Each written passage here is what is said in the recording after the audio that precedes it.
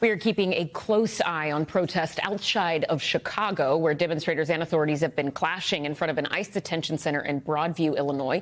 Broadview's mayor said 4 officers were injured today. 21 people have been arrested, according to law enforcement officials. It follows weeks of protests between federal agents and community members in the Chicago area who have been demonstrating against the Trump administration's crackdown on immigration. NBC News correspondent Shaquille Brewster is in Broadview, Illinois. So, Shaq, these protests, they have been going on in this area for weeks, right? Do we know what caused things to escalate today?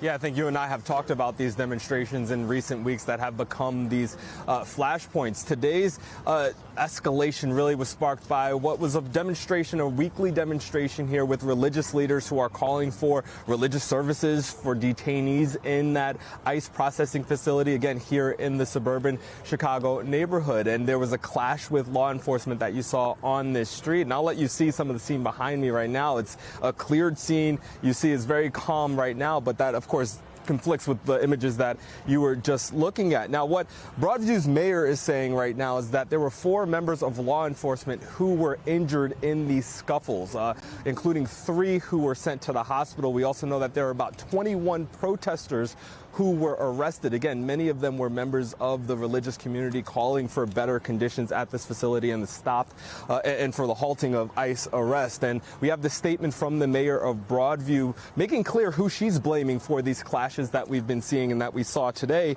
The mayor saying the violence by out-of-town protesters is unacceptable and outrageous. I have repeatedly pleaded to protesters to raise their voices, not their fists. We will see them in court.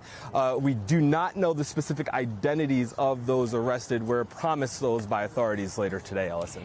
Shaq, all of this comes after a judge this week ordered hundreds of individuals detained by federal agents to be released. What can you tell us about that? Yeah, well, we know the release of about 600 people is not imminent, but it has been ordered, at least that process, to start by a federal judge. This goes back to a consent decree, essentially a court agreement that dates back to 2022. Essentially, you have hundreds of people who attorneys say were arrested without a warrant, and the judge saying that if they are not dangerous, then they should be released. Based on that agreement, we do know that there are about 13 people who were ordered to be released today by noon. At last check, some of them have been released, but we're still waiting to hear exactly how many have been let go. Ellison. We thank you for watching, and remember, stay updated on breaking news and top stories on the NBC News app or watch live on our YouTube channel.